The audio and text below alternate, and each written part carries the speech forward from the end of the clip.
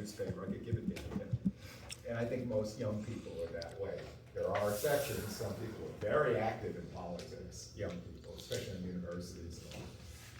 But most people, doesn't affect me, I don't care, that kind of. How many people feel that way currently? 1, 2, a few of them. And how many, I don't know if you're voting age or not, you guys voting age? Yeah. So do you vote? Have you voted at all? Good, okay, well, that's good. So you're a better person than I was in terms of citizenship. I waited till I was 30. And I didn't vote for a Republican or a Democrat. I voted for an independent first time I voted. I didn't like either one of them. It's kind of our only options are ones we don't like these days. See, a lot not to like. Yeah. Okay, first name first, last name last, print neatly, and last person who signs, ring it up. Now, your writing assignment is due this Friday. Okay. Your essay and then a reply to another student. So last class, some of you didn't do anything, and I sent those people an email. Some responded, some didn't. But keep in mind, if you didn't submit last week, your first week 1 essay discussion assignment, and you continue down that road, you're not gonna pass the course. You gotta write it, okay? You gotta do this stuff. So if you have a problem and you need some help and you don't understand what you have to do, see me after class and we'll go over it again, okay? One more time. If you're okay, and a lot of you did a good job last time. If you're okay with it, fine, but make sure you hit the deadline, okay? Any questions at all about the essay, discussion, what's due, when it's due, anything for now? You guys copacetic? Okay. We're gonna do chapter 6 today, and then chapter 7 on Monday. And this will be political. We're gonna talk about politics then and now. I'm gonna try to fast forward this stuff to today that I'll be explaining in this lecture. It covers chapter 6. So you first learn an objective, which you should be studying these for the test. Discuss the rise of the 2 national political parties. When the country was founded, based on the Constitution, when it was ratified, there were no political parties, and there weren't supposed to be. If you read the Constitution, it says nothing about political parties. Nothing! That's because the people who wrote the Constitution didn't think there would have to be any. They didn't like political parties.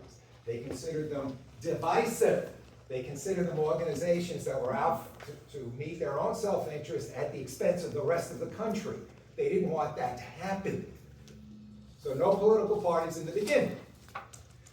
Washington gets elected president, we'll get into that later, and he serves 2 4-year terms, 8 years. Washington, first president.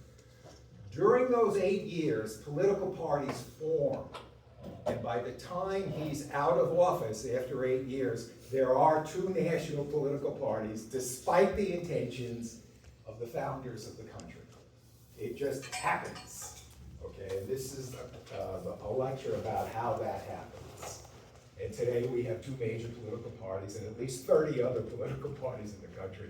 And if you wipe everything out, you throw out the Constitution, want to start from scratch, guess what? Political parties will form again. It's just human nature. You want your interests satisfied, and the way you do that is you screw other people, and the way those other people get screwed, they form a political party to oppose you. It just happens. Okay? Human nature again. So no matter what you think you're going to do, it's going to happen anyway, one way or another. Now, you don't have to vote for them, but they exist. Okay, so we're going to discuss how that happened. And basically, it starts with the people who voted to ratify the Constitution and the people who were against ratification of the Constitution. Some people, we talked about it last time, were for it, and some people were against it. And that's the basis was the formation of the two political parties, first two political parties. They weren't called Democrat, they weren't called Republican, they had different names, and the issues were different in those days. But they were opposed to each other. So, those people who didn't like the Constitution, didn't want to ratify it, at that time they were called anti-federalists. Okay? And they believed that each state should be sovereign, should be a country apart by itself. They didn't like the idea of a national government that had a lot of power. They wanted the states, each individual states, to have more power. So they saw the Constitution as giving the national government too much power, even though it was ratified, and they were going to try to insist that the states continue to have more power than this new national government as described in the Constitution. And they become known as Democratic Republicans once the Constitution is ratified. That's the name of that political party. It doesn't exist yet. It's going to take 8 years during Washington's first 2 terms. But by the end of his term, that's what emerges. And this isn't in the history books. This is to help you understand. They consider themselves a party of liberty. The national government, if it's too strong, is going to take your liberty away. And we're here to protect your liberty. And the best way to do that is to keep the national government weak and the state government strong. That's their fundamental position. And it all goes back to this ratification process that I explained the last time. Some people are for it, some people are against it, but that's what emerges. Everybody follow that? Now the other party is called the Federalist Party. They were for the Constitution and for a stronger national government. And they won. They eventually will form a party that's called the Federalist Party. And so you'll understand where they're coming from. They're the party of law and order. They want a society that is ordered, that's peaceful, that obeys the laws. Okay? And maybe we have to take some liberty away in order to achieve that. That's okay. So they're going to always defend the Constitution, these guys, and try to make the national government strong in order to maintain order in the country. That's their position. Those are the two that's the fundamental disagreement between the first 2 political parties that emerged, the Party of Liberty and the Party of Order. You won't read those terms in the history books. I'm just telling you that so you'll understand. One is the Democratic Republicans, Party of Liberty. The other is the Federalist Party of Order. Now, they're both national parties. They have supporters in both regions, North and South. Follow? They're national parties. And the basic difference between the points of view of the people who align themselves with each one of these parties is, should the national government be strong, or should the states be strong in terms of their political power? Okay, it's very simple. Any questions? So these are the first 2 national political parties that grow out of the fundamental debate about the Constitution. If you just come in and sign the sheet, please. First name, last name. Yes, ma'am. No. James was the father of the Constitution, but he eventually falls into the Party of Liberty because he doesn't like what the Federalists are doing. Okay. So, good question. He wrote the Constitution, he's the primary writer of the Constitution, but now remember, in the beginning there weren't supposed to be political parties, but as time went on, he fell into the Party of Liberty, and I'll get into that a little bit today. Okay. Any more questions? Good question. So over time, the first 8 years, under the Constitution, you're gonna have the emergence of these two parties. They're gonna organize themselves, they're gonna have members, they're gonna put those members forward to be elected, and that's what we have today. You have Democrats in the House and Republicans in the House, Democrats in the Senate, Republicans in the Senate. Same thing happens then, only they're called Federalists and Democratic Republicans, and the issues were different, but the idea is the same. Two opposing political parties in the government. Okay? Got it? So here's some facts. Now, when you see this kind of frame, keep in mind that whenever I give you tables like this, chances are there'll be a matching question. Like, Federalist Party, Republican Party, Hamilton, was he a Federalist or a Democrat Republican? Jefferson, was he a Federalist or a Democratic Republican? There'll be a matching question. Follow? So when we study the handouts and when we study the slides, keep that in mind. So this guy, Alexander Hamilton, becomes the leader of the Federalist Party. He's not going to be the president because he wasn't born in America, but he's going to be the most influential Federalist of the early first 8 years of Washington's administration. And it's his ideas that the Federalists rally around and eventually form a political party about. And I'll get into some of that in a second. Alexander Hamilton, the leader of the Federalist ideas. Not quite a party yet, but he's saying certain things that a lot of people want to hear, and they'll eventually form a political party, and that'll be the Federalist Party after 8 years. Okay? And remember I said the last time, it was the commercial classes that liked the Constitution, that voted to ratify it. Bankers, lawyers, merchants, people involved in business. So they tended to like Hamilton's ideas, that those kinds of people should be in charge of the government.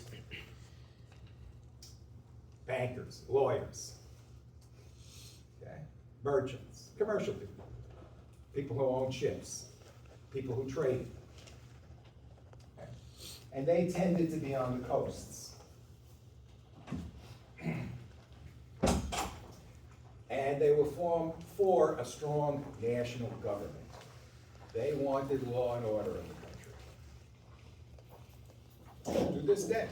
Now, they're no longer called Democrat, Federalists. Now that's more associated with the Republican Party today than the Democrat Party. The Democrat Republicans, whose ideas did they rally around? Thomas Jefferson. He was the leader of that party that eventually will emerge. And basically, farmers supported that party. And they believed in the supremacy of the states over the national government. And that's how they voted. And that's what Jefferson represented. Okay, any questions on that?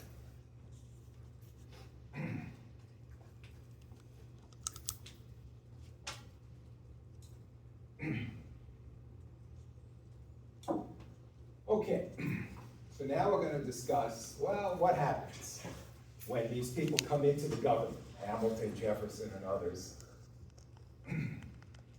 And Hamilton is the Secretary of the Treasury. He gets appointed by Washington, he gets approved by the Senate, and he becomes the Secretary of the Treasury, the first cabinet that Washington creates.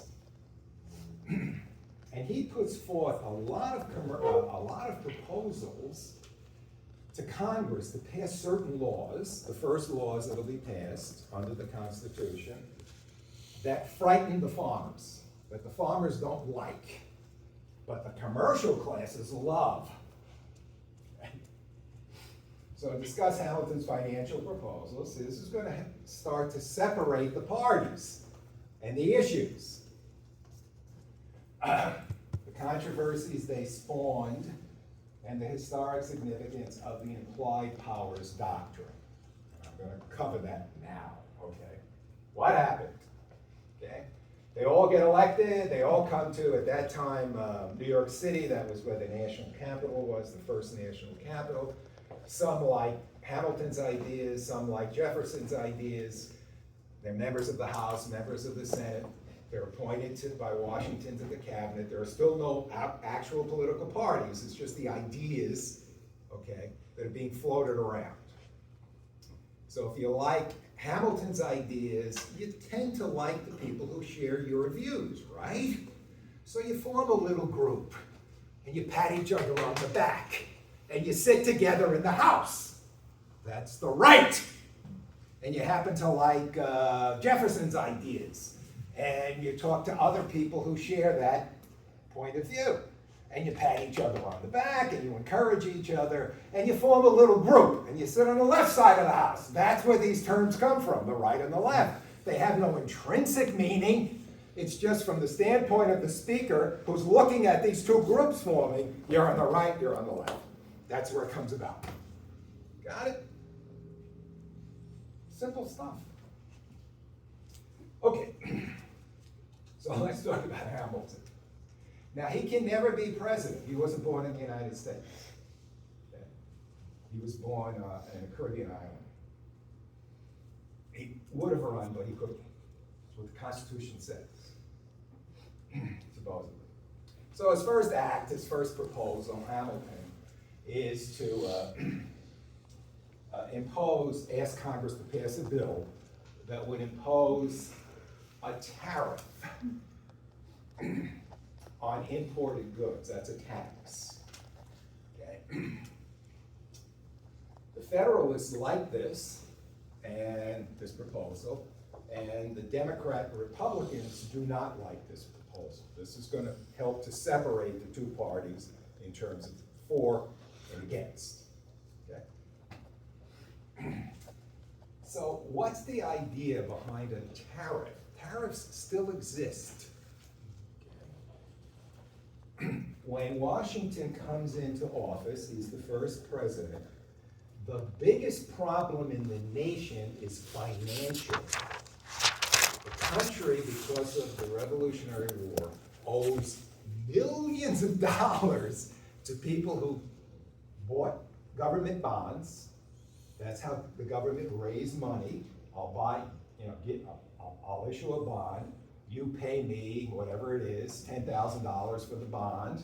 I will pay you interest for the next 10 years and then return that $10,000 to you. That's what the government says. So a lot of people bought bonds, France, Spain, citizens, and that's how the Revolutionary War was financed. Now, the bill is due. It's after the revolution. A new government is formed, and France wants its money. Spain wants its money. You bought bonds. You're a citizen. You want your money. The bond has matured. So that's the biggest problem they have. And it all falls on Hamilton to try to somehow address all of this because he's the Secretary of the Treasury. Jefferson is the Secretary of State. He's not involved in the finances. Hamilton is. Okay, got it? So, Hamilton proposes the first tariff. If you're a merchant and you import in America, and you import something, at the dock you have to pay a tax to bring it in. And that tax goes to the federal government, and that's called a tariff. Okay? That's how they're going to raise money, according to Hamilton. Because they need the money.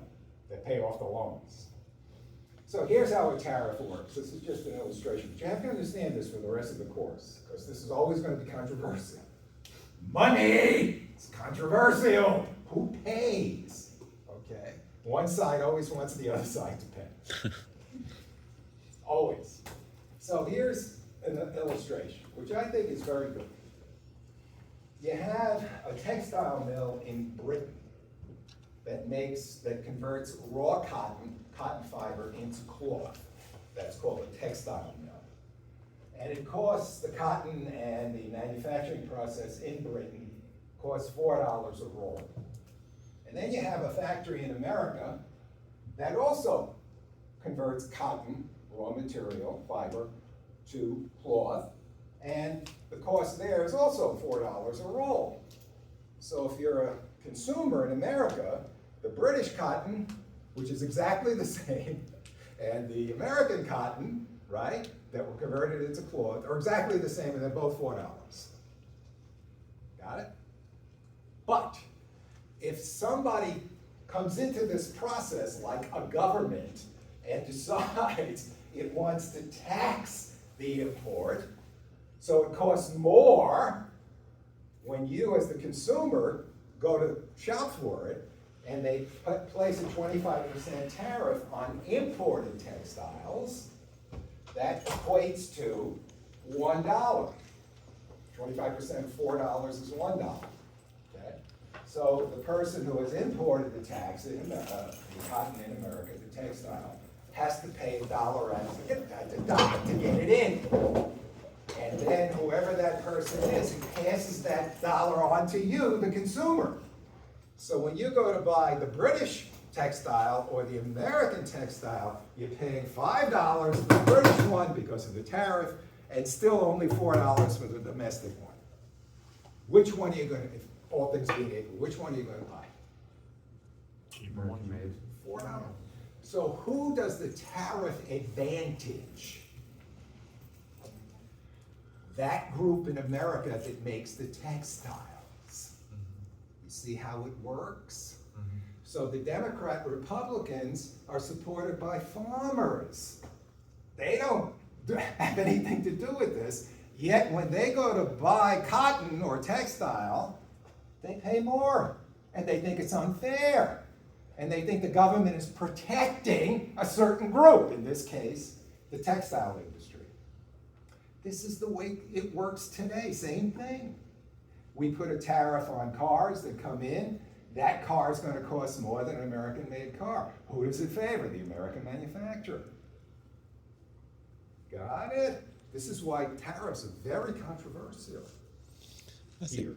I mean, if you're looking at it from a business You gotta speak standpoint, up, if you're seeing it from a business standpoint, it makes more sense because you want all the money to stay in America, and then if we are bringing it from different countries, we're going to charge an extra because we're importing it. If you want to spend money on that, then you're throwing money out the country. We're going to make you pay more for it. It makes sense. Yeah, well, it makes sense from your point of view. It may not make sense from other people's point of view. Yeah. That's the idea. Different people have different interests, and they want to shove off this kind of thing to the other group as opposed to them having to absorb all of it. See how politics works? Now, in this case, it's the tariff, okay? And this is how Hamilton is proposing that the U.S. get enough money from these taxes, these import taxes, to pay off its debts. And it's very controversial for the reasons that I've said. Okay, everybody understand that? From the very beginning, there's an argument over taxes. This is, I think, the first law passed, maybe the second or third, but it's right at the beginning. So the two parties divide over that. Jefferson is complaining, Hamilton is insisting. The Congress decides to go with Hamilton's proposal, and the first tariff comes in. It passes the Congress. Okay, any questions on that? Now, I'm going to be bringing up the tariff because it's always going to be controversial in the court, so make sure you understand the concept. Certain groups are going to benefit, and certain groups aren't, and it creates political divisions. Any questions? The next controversy that comes up that divides the parties, and again, it's Hamilton, is paying off the debt. And this is a technical term that they use in history books, funding and assumption. There's two kinds of debts that the new national government may have to pay off. One is called funding, that's the national debt. That's the debt the government federal government, national government owes to France, to Spain, whatever, because they loan the US money during the war. Now, the states also borrowed money during the Revolutionary War, and the name for that was assumption. If you add up all the state debts that had to be paid back, it was $25 million. If you added up all the national government's debts that had to be paid off, it was $54 million. So as the United States comes into existence, that's what it owed. The sum of those two. That's called the debt. How much is the debt today? The national government's debt. Does anybody know? 4 trillion or something? Anybody say this like $15? You know, $100. 33 trillion with a T dollars. The federal government doesn't owe that. Guess who owes it? You. They borrow it in your name. And they just walk away. You got it? These politicians. So they know you paid. You know why they're disliked, whether they're Democrats or Republicans? Because the more they spend over what they take in adds to the debt. If they take in only $100 in tax revenue, but they spend $200, that extra $100 is the debt that they owe. And over the years, it's now added up to $33 trillion. And they go away, you know, they don't get elected, they retire, and who does the burden fall on? It falls on the American citizens. That's what you owe. To who? Who's that? To whoever borrowed money to the United States, whoever bought bonds. Some of them are American citizens, but some are China, okay, today. Some are Japan, today, okay. And you guys owe them whatever they loaned to the United States. So Hamilton now is confronted with, well, how the heck are we going to pay off what we owe from the very beginning?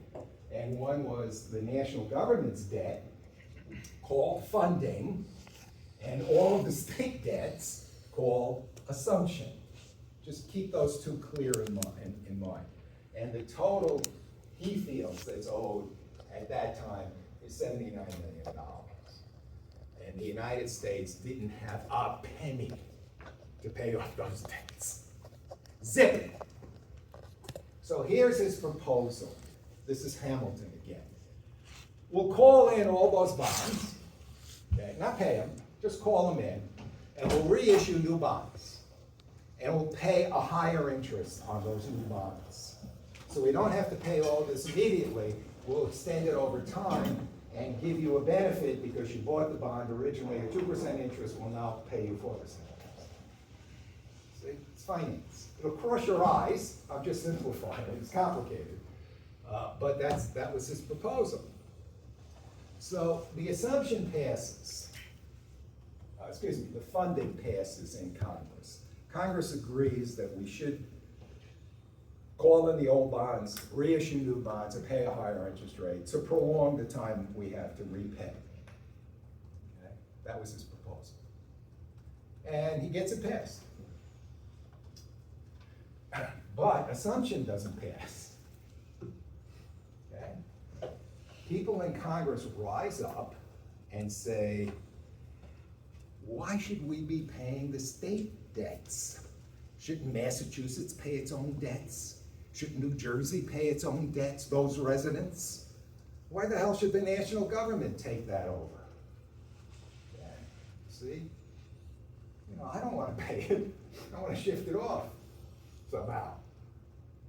Now, I'll give you just a quick story about what happened, okay, just so you know. You're a farmer, Rodolfo, and you're patriotic, and it's the Revolutionary War, and you decide, and you're in Virginia, and you decide to buy some Virginia bonds to help in the war effort.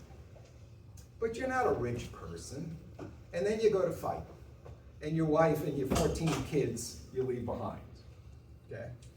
And then you get killed in the war. No. Yeah, and your wife now is stuck, has no money, okay, and has to raise the kids. Okay? So the war's still going on. And one day there's a knock on the door. Duck, duck, duck, duck, duck. And some guy says, hey, I'm here to help you, to the wife. I'll tell you what, your husband bought $100 worth of bonds. They may or may not be paid because it depends on who's going to win the war. We don't know yet. Okay? And they maybe have no value at all. They may just be pieces of paper that nobody will redeem because the British won. And you loan money to Virginia, and there is no Virginia. It's still a British colony. So I'll give you 10 cents on the dollar, cash, right now, so you can feed your kids. And you write and turn over the bonds to me. Might have been 10 cents on the dollar, might have been 25 cents on the dollar, might have been 50 cents on the dollar, but I'm taking the risk because I'm giving you money. It's not the face value money, but I'm taking the risk. If we lose, I lose it all. But at least you got some money to feed your kids over the winter. Got it? Understand how all of this stuff works? When they knock on the door and they say, I'm here to help you. So she's desperate. She has no other recourse. The husband's dead. They owe money. So she says, okay. And this guy walks up, and they'd probably be a banker or somebody with a lot of money, right, to afford to take the risk. And now what Hamilton is proposing is that whoever bought the bonds gets the full value, even though they only pay 10 cents on the dollar, because the United States government has to make the dollar worth something. And the Democrat Republicans scream bloody murder. That wife should get the full face value. She was cheated. She wasn't really cheated. She was desperate. But why should this rich person get all the benefit? They shouldn't. It's not fair. See how these things work? And Hamilton said, no, we got to be honest. We got to be forthright. It says that it's going to be owed. I'm assuming Virginia's debt.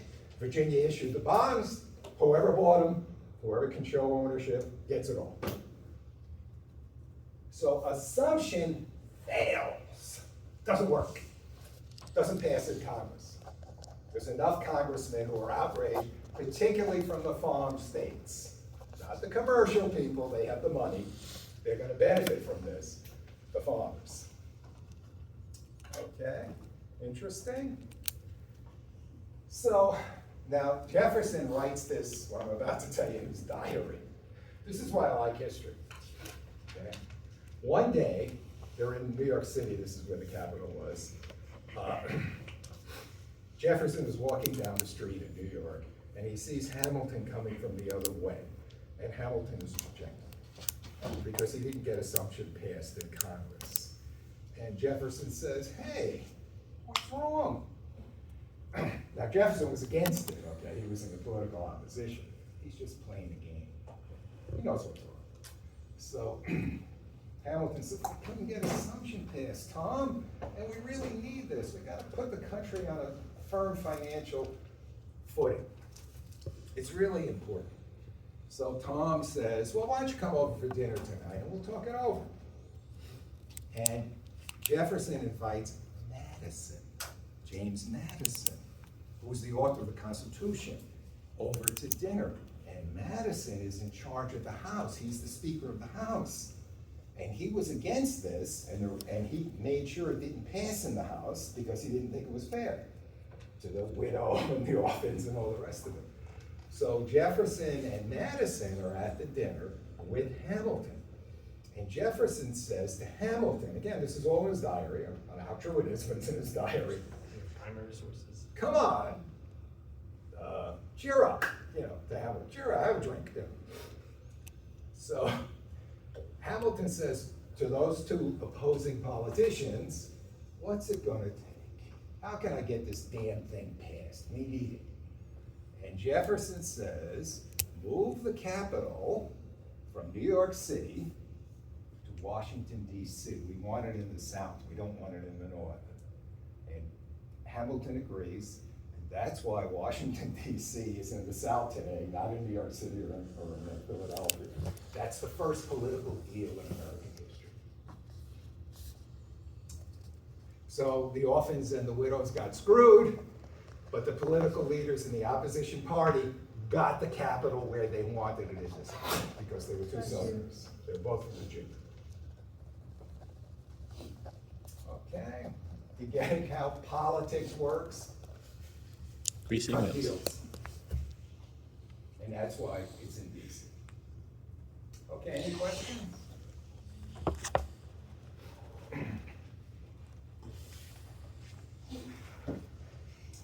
So, from this point on, with few exceptions in US history, the United States will always be in debt. And today, it's to the tune of $33 trillion. And it's not the United States, it's you. You gotta understand what's taking place. Okay? So when you vote, you know, if you like this, if you think it's a good idea, fine, vote for it. If you don't, then vote them out, vote somebody else in.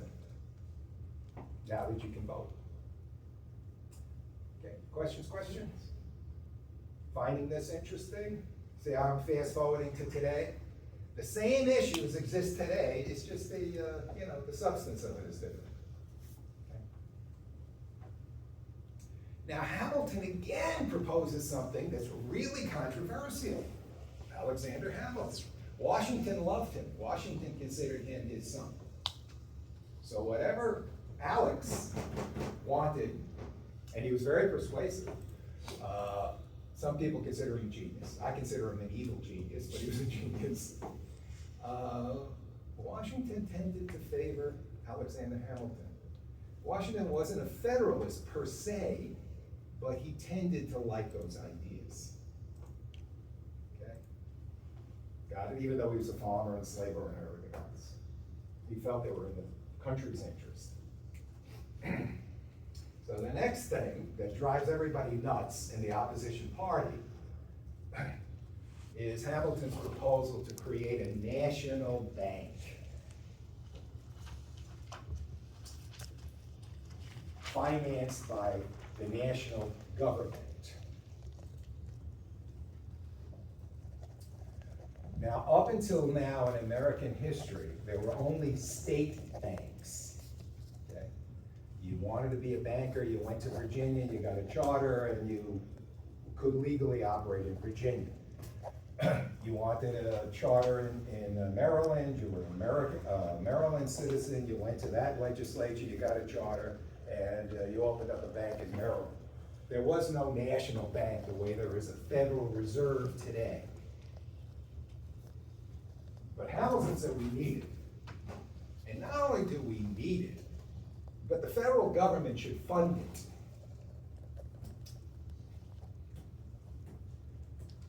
Okay.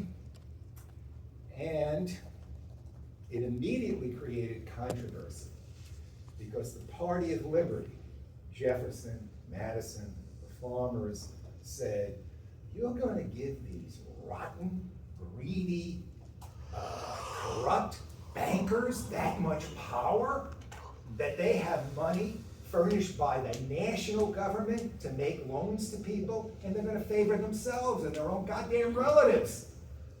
And you want to give them that kind of power? They'll take over the republic. They'll be so rich and so powerful. No, no, no. Party of Liberty. Immediate controversy. Hamilton just keeps going, keeps rolling along. So it immediately creates two different factions, two different divisions of people. The money classes favored it, the bankers love the idea. They're gonna have all kinds of free money from the federal government, national government, gonna give them a lot more power, and they'll be able to operate nationally, not just in that state. And it's opposed by ordinary citizens, mostly farmers, who line up with the opposition party, the Democrat-Republican Party. Okay, so everything the national government passes is controversial. One party, one group of citizens feels it's going to gain at the expense of another group of citizens, and they're forming political parties in opposition to what the major party, in that case it's the Federalist Party, is proposing.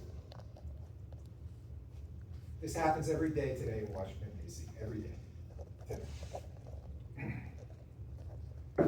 So Jefferson rises up, he's in Washington's cabinet, he's the Secretary of State, but it's his ideas that are forming eventually this Democrat-Republican Party. And Jefferson says, no, you can't do this, Hamilton. There's a 10th Amendment. Remember I showed you the Bill of Rights last time? The 10th Amendment, the last amendment of the Bill of Rights, the first 10 amendments of the Constitution, says that if it's not explicitly written in the Constitution, then it cannot be a power of the federal government, the national government. It reverts back to the states. So he said, only the states can create banks. You're out of order. It's unconstitutional to create a national bank because it doesn't give the national government that power in the Constitution. Okay? So no. You're not going to make your rich supporters even richer, Hamilton, than they now are. And then Hamilton says, wait a minute, Tom, hold on, cool down. It is constitutional.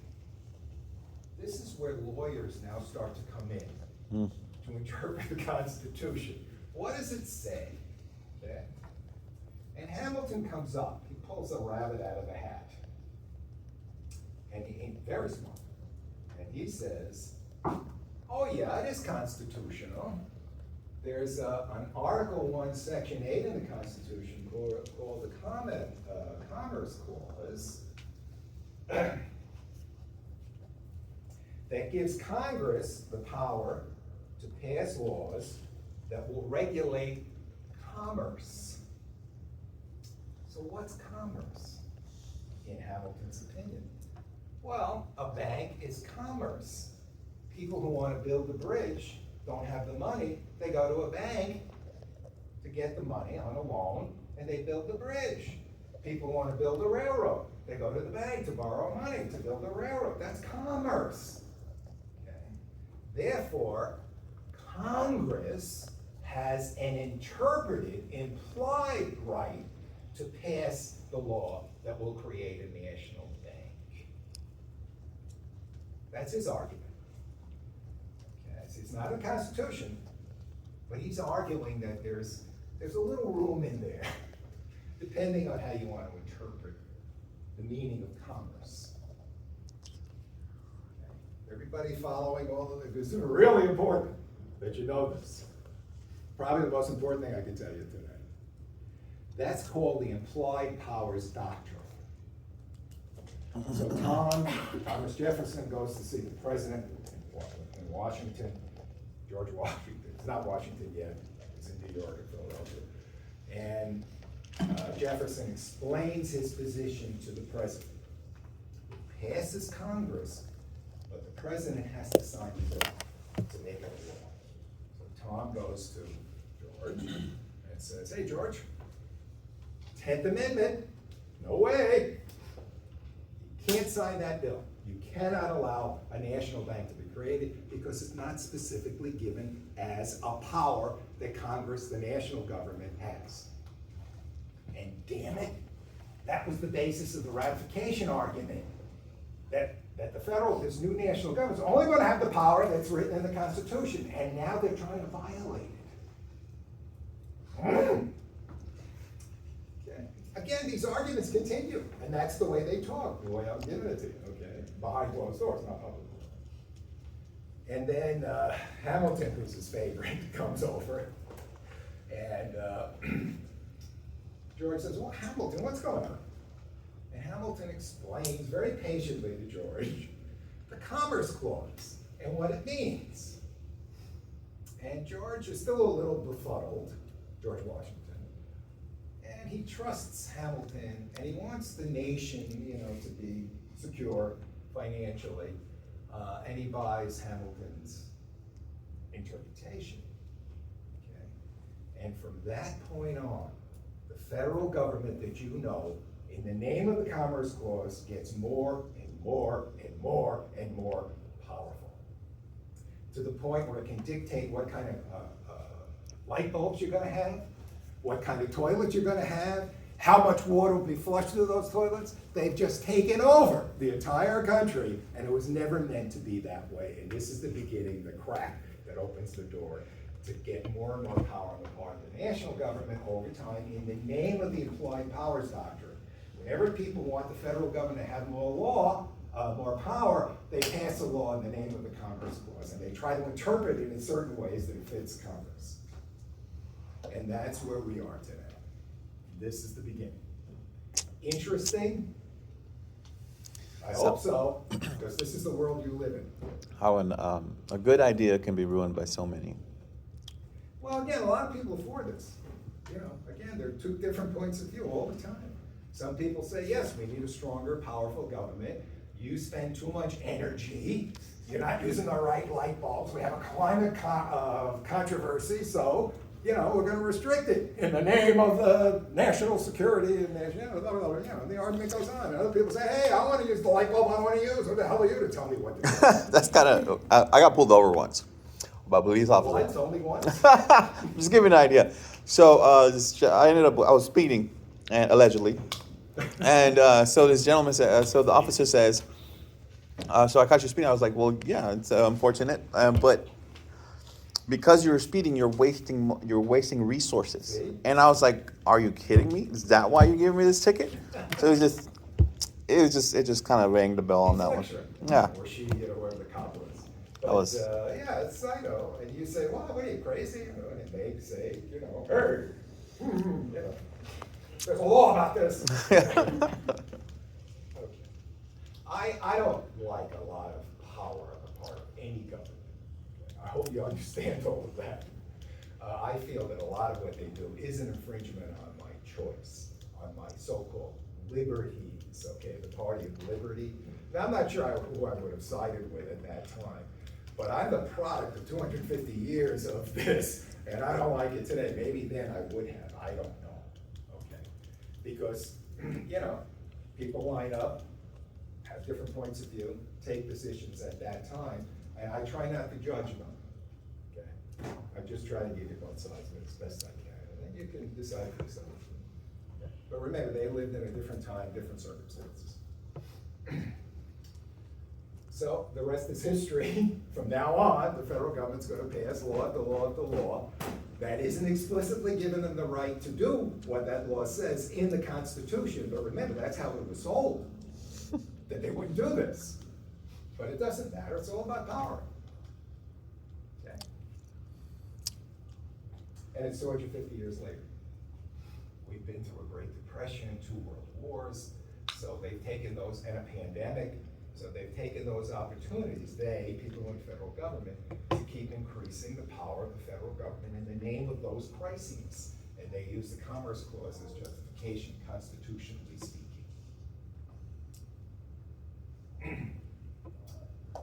Okay, now you know why we live in the world we live in today. Any questions, any comments, any reactions to this? Do you know all of this? I hope I'm telling you something they didn't teach in high school. The article. We'll see. We'll see. Okay, so that's Hamilton, the leader of the Federalist Party, who gets all of this stuff passed. The evil genius. So what's your next learning objective? Well, it's about foreign policy. Explain how foreign policy, how we're going to deal with other countries. Explain how foreign policy, the Whiskey Rebellion, and the presidential election of 1796 further divided the 2 political parties. Now, I want you to understand that this still goes on. Today, there's an element in the Democratic Party that's pro-Hamas. And there's an element in the Democratic Party that's pro-Israel. And they're warring with each other right now behind closed doors as to which side is going to come out on top. And the same thing is going on in the Republican Party, but to a lesser extent. Most Republicans support Israel, not Hamas. Okay? So you have one party that's right now trying to somehow come to grips with who they're going to support, the Democratic Party, because a lot of people in the Democratic Party that think Israel is an oppressor.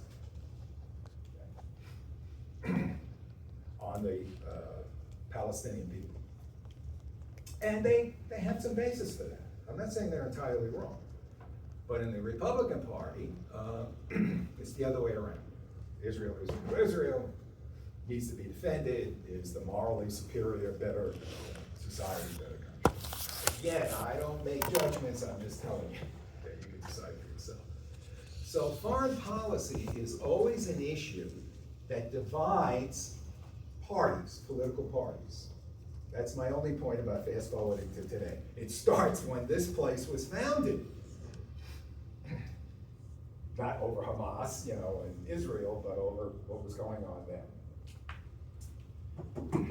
The Democratic Republicans, the Party of Liberty, was pro-Republican France, pro-French.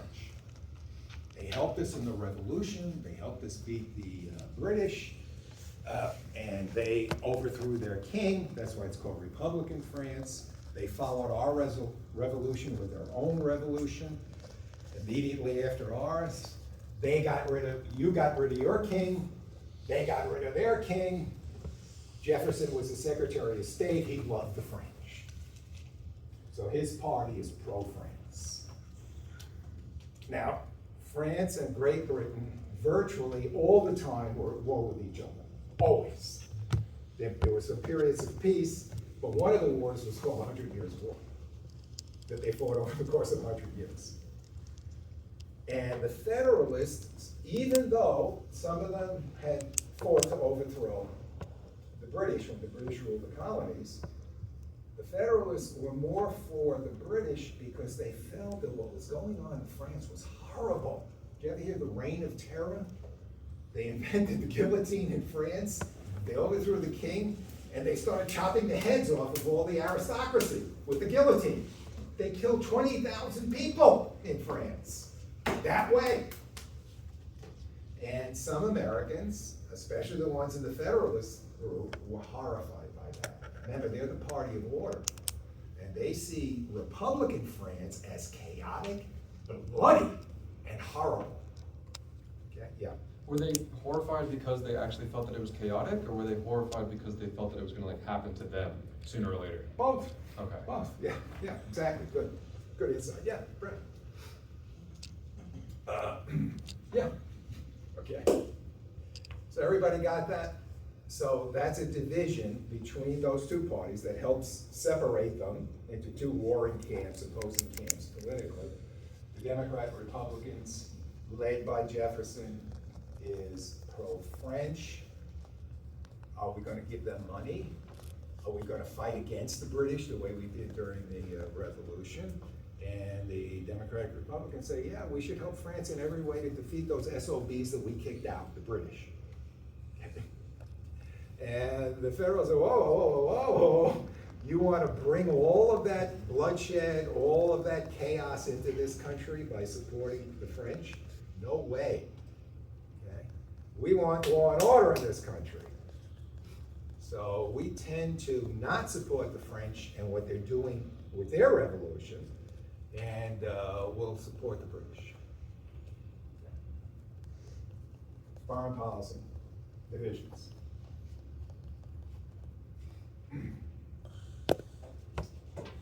Now, another thing happens at this time, and it's called the Whiskey Rebellion. This is happening now in America, while Washington is still president. And I like to bring this up because you'll remember it. Most people remember they hear whiskey rebellion, it's a catchy phrase, and that'll help you remember what I'm about to tell you. So Hamilton is at it again.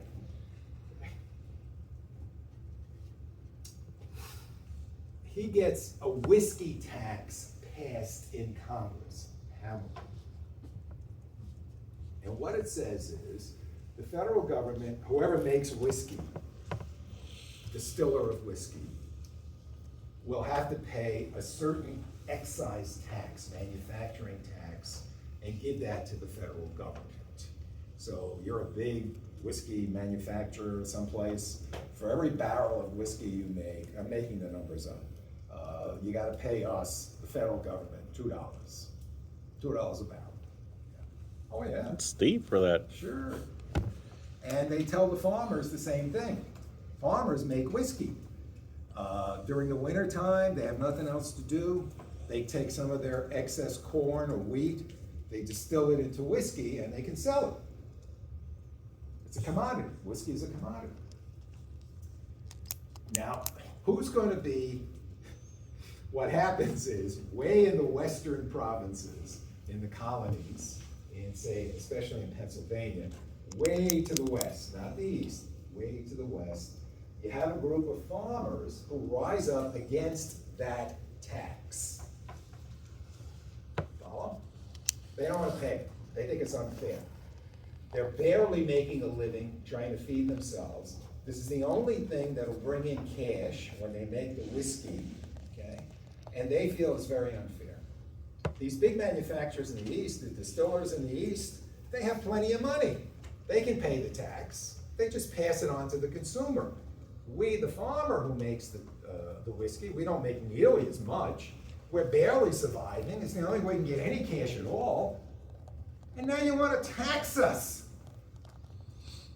So they rise up, they start threatening people who the government hires to get the tax from them. So they'll pay the tax. Now I want you to understand why this is historic. The first tax that occurred was the tariff.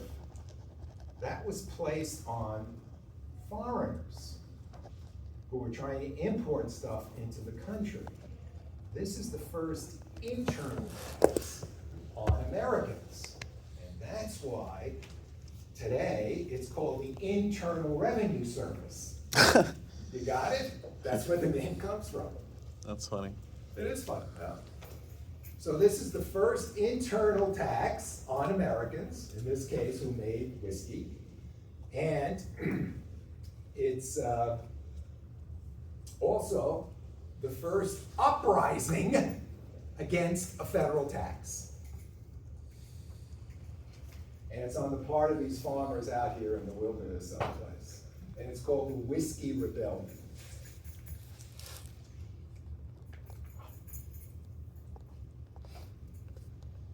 In this case, a tax collector in this image here is being tarred and feathered. This is a protest thing. During the Whiskey Rebellion that took place during 1791 to 1794. Everybody knows what tar and feathering is? It's not nice. Put them in some cement type stuff and throw feathers on. Tar, you know, black gooey stuff.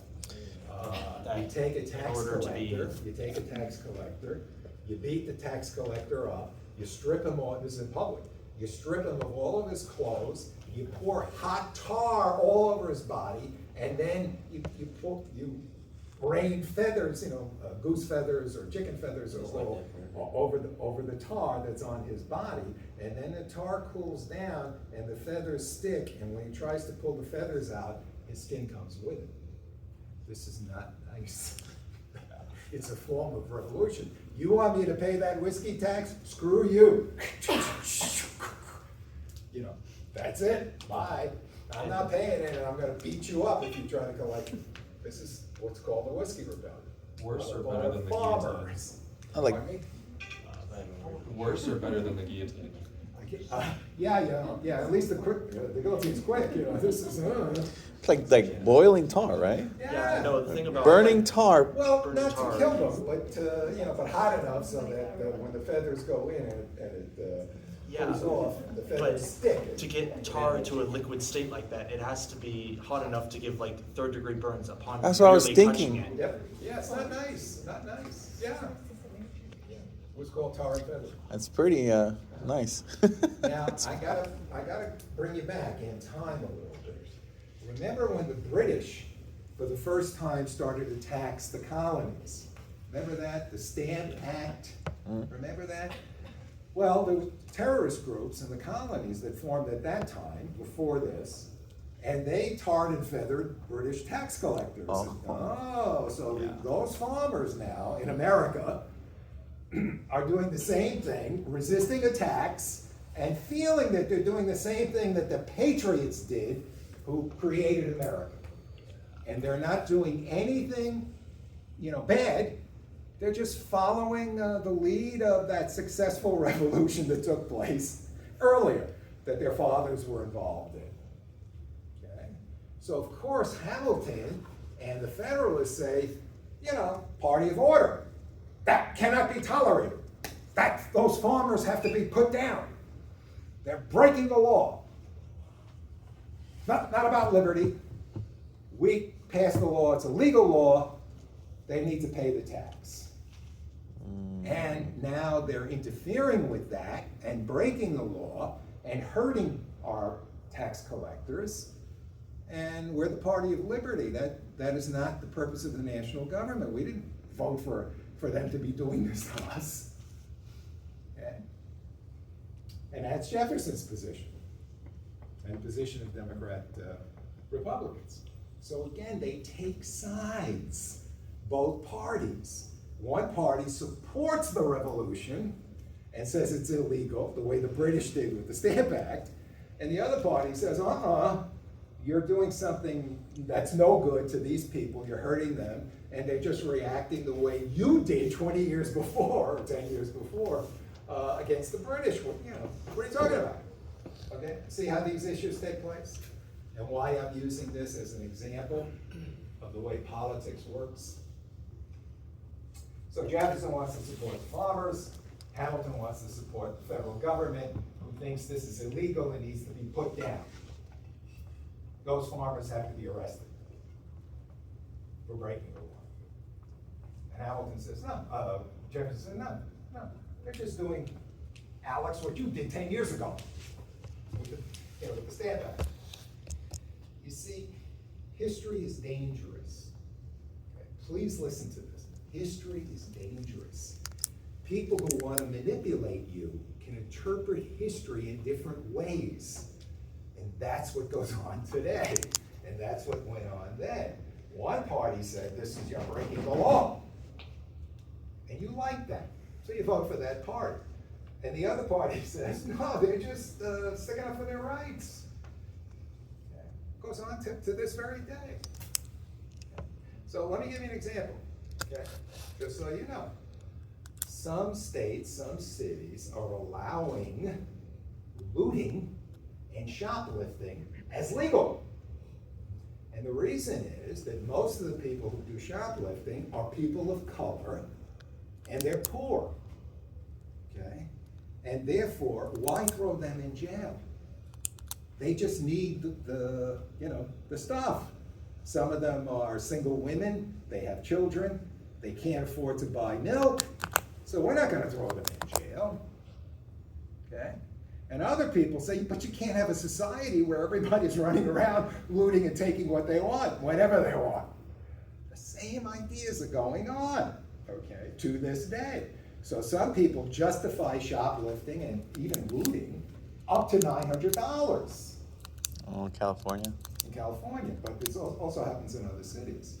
And they're not doing any of that, arresting them, nothing, okay? And other people say, oh my God, this is horrible, law and order, see? Party of liberty, party of order. Got it? Okay. So again, I don't want to take sides, but there's nothing new about a lot of this.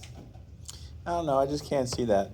Well, but you would take the side of law and order in this case, right? And other people would argue with you.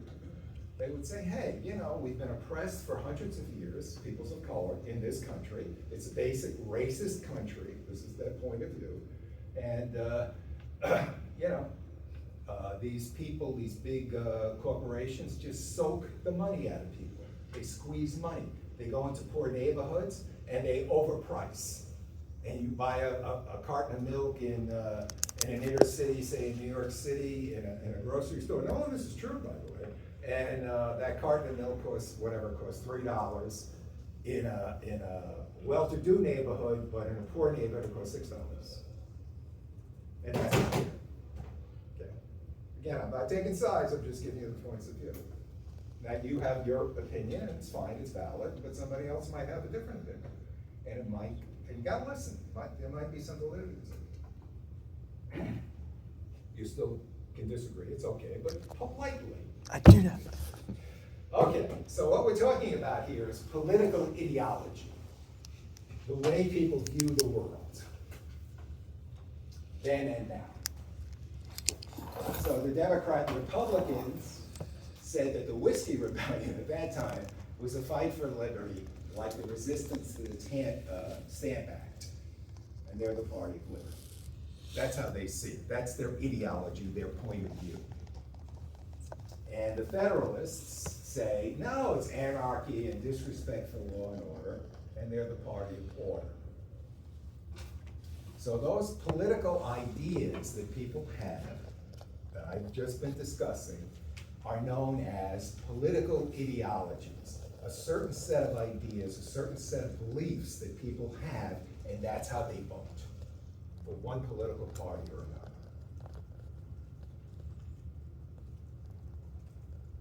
Okay, got it? Now, I'm not saying either party is right or either party is wrong. It all depends on your point of view. So sometimes people vote one way, and other times they'll vote a different way. And that's what makes politics. Subjectivism. Okay? Political ideology. So here's a way to understand it. Okay?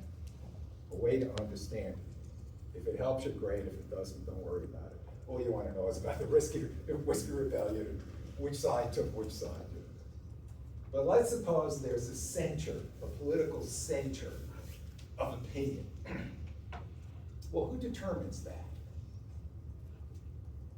Who determines what's normal, what's mainstream, politically speaking? Is welfare okay? Is shoplifting okay? Do we need a strong military? Should we attack Iran currently? You know, all of that stuff. Who determines, well, what's reasonable and mainstream that most Americans would agree is appropriate? Who? I can't hear you, speak up. Legislative branch? No. No. The House? They follow the lead of these people for the most part. But a good try, good try. The House? No. You're thinking politicians. Yeah. Politicians pretty much follow the herd, are part of the herd, pretty much. Not everybody, there are exceptions. It's the media, newspapers, television news, internet, podcast, influencers, commentators, okay? The New York Times. New York Times says in their editorials and in their news pieces, this is what is mainstream. This is what's normal. Okay. Now, there are people who disagree with that, okay? But let's suppose we all agree, for the purposes of discussion, that this is mainstream, the center of the political spectrum. On one side is conservative, and on the other side is liberal. So what really distinguishes conservatives from liberals as you start to move out from the mainstream into more extreme positions, left and right? The key word is change. These guys don't want things to change much. They like it the way it is. They want to preserve traditional America. These guys want change. They want reparations for African Americans. They want equity in all of society. They want diversity. You know, they want to change America. Okay? And the further you get out from the mainstream, the more extreme their views get. On both sides. And they have political ideologies, beliefs that support those positions. And then Americans, every 2 years, every 4 years, whatever, are supposed to come out and vote one way or the other. Okay? They either like what's going on and they want to preserve it. They tend to be called conservatives. Or they don't like all these changes and all this chaos. Okay? That would be conservatives. Or they want more change. They think maybe some chaos is necessary, like Jefferson, the Whiskey Rebellion was okay. And the more extreme their views are, the further and further away they get from the center, the more they're called radicals. In the case of conservatives, the more extreme their views are, and the further and further away they get from the so-called mainstream, they're called reactionaries. And that's where all these terms come from. Okay? So the issues change, but the point of view remains the same. Very little, if any, change to what's going on today, and there are things wrong in the society, they have to be changed, and the more extreme those views are, the further and further away they get from the mainstream. This would be today in America, socialism, communism, Marxism, that would be the most extreme. This would be, let's go all the way back to the founding of the country and recreate what was taking place then. And all the reforms and all the applied interpretations of the Constitution need to be thrown out. We got to go back to the beginning. That would be the most extreme reactionary view today. Very few people hold the extreme points of view, okay? But they always fall somewhere on this spectrum, either mainstream or we want change and we want more and more change, or mainstream and we don't want any change or we want gradual change. And that's what it's all about. And your political ideology, your belief system, your ideas place you somewhere on that spectrum. And that's who you are. And you might change. Okay? A lot of people don't know this, especially your age. Okay? The older you get, the more conservative you're going to get. When you're young, you don't have anything to lose. Yeah, give them this, yeah, give them that, yeah, there's got to be equality. And then you get old, you have kids, you got to pay a mortgage, and all of a sudden you realize, hey, I can't be burning down buildings. I got to feed my kids. So as you get older, you get a little more conservative as time goes by. Not everybody, but most people. Okay, so a lot of it's generation. Any questions on political ideology then and now? So, and your name, sir, forget your first name. Me? Yeah. Oh, No, I know you, sir. Yeah. I'm Jacob. Jacob. So Jacob and I were talking about these differences before class. Okay. Young people feel a certain way, older people feel another way. So right now, older people tend to vote in this country Republican, and younger people tend to vote Democrat. One is perceived as the more conservative party, and one is perceived as the more liberal party. Today. Yeah.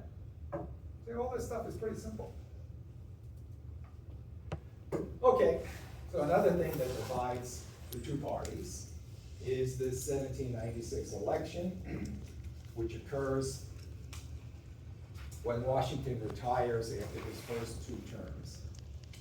And this again is very controversial. John Adams becomes the second president of the United States after Washington in this election, and he gets 71 electoral votes. Jefferson comes in second. He gets 68 electoral votes. And one is a Federalist and one is a Democrat Republican. So you have the phenomenon in this election of the president and the vice president having totally different political ideologies, unlike today. So a Federalist president and a Democrat Republican vice president, and neither will work with the other because they're at odds politically. One's a Federalist, John Adams, and the other is a Democrat Republican. See, the system wasn't working. So they passed the 12th Amendment, the first 10 of the Bill of Rights. The 12th Amendment tried to correct this.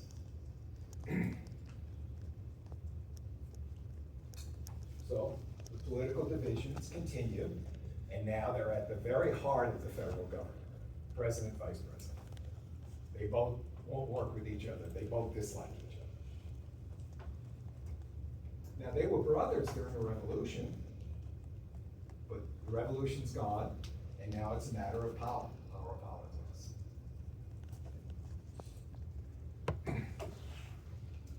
So your next objective is discuss the political motivations behind the Alien and Sedition Acts and the Kentucky and Virginia resolutions. What I'm about to tell you is going to be an argument that takes place until the Civil War, half a century later. This is the beginning of the argument. The Federalists, under Adams, are in control of Congress, and they pass legislation to help keep them in office.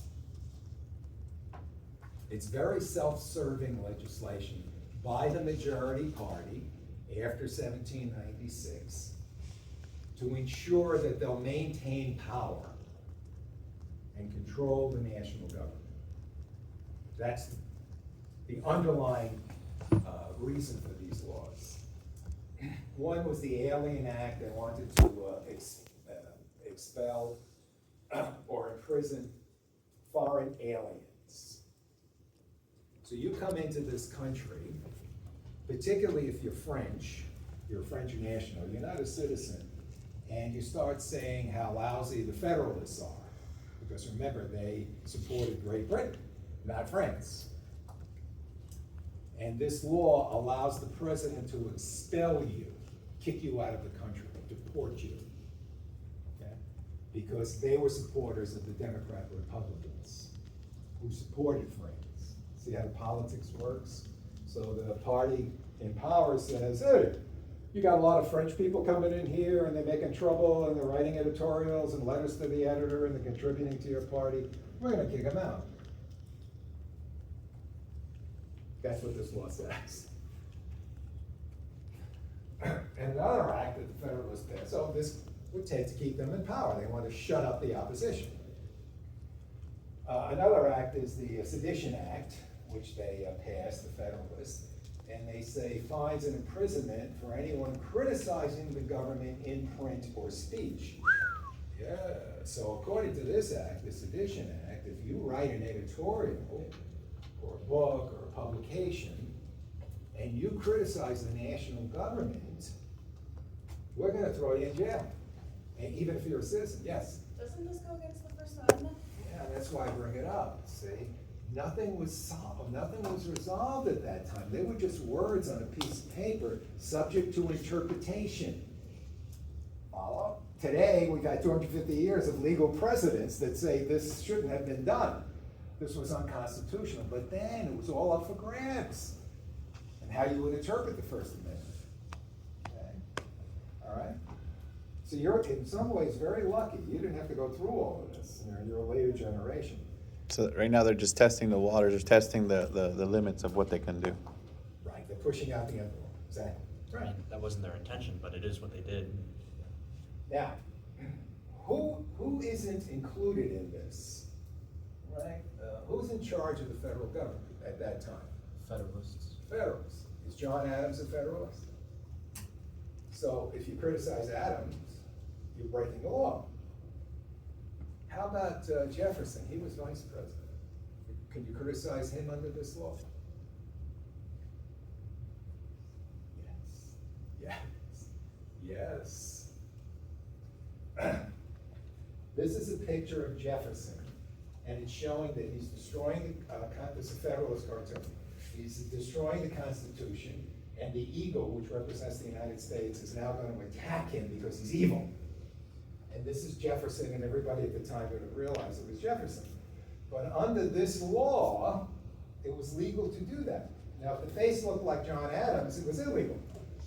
And the person could be thrown in jail under the Sedition Act. It did not apply to the Democrat Republicans because he was it didn't apply to the Federalists. You couldn't criticize the Federalists. They were in charge of the government. He wasn't. Remember? He disputed with Adams. he was the vice president, and he walked away. So now they're after Jefferson. So how, you guys offended by all of this? You think it was okay, these two laws? No, Think they were fine? No. Okay. And they weren't. They weren't. Okay. But it took years and years and years of legal precedent to say this is not good. Now, understand, every time there's a war, the national government doesn't want any criticism of what it's doing, and will throw you in jail if you continue. World War I, the Civil War, World War II, they threw people in jail who were criticizing their leadership. No idea what you're talking about. It always comes back. No, I'm just kidding. It never goes away. Yeah. We already had this system of checks and balances by this point, right? So he had to, it just feels weird that they wouldn't have done anything about that. Was it just the executive branch that was dominated by Federalists, or was it the other? No, the Supreme Court was, remember the president appointed the Supreme Court justices, remember? And if you're a Federalist, you're gonna appoint Federalist judges. Okay. So they could go to the Supreme Court. So nobody contested, okay. The nobody way they contested this. contested it was this way, and we're really out of time, so you're gonna have to study this on your own. The way they contested it was this way. This was Jefferson and Madison. They issued the states' rights doctrine that said this was unconstitutional, and then the nullification doctrine that said if the national government passes a law that Virginia doesn't like, in the territory of Virginia, they don't have to follow that law. This was the response from the Democratic. Okay, I'll see you, don't forget, the essay is due, Friday.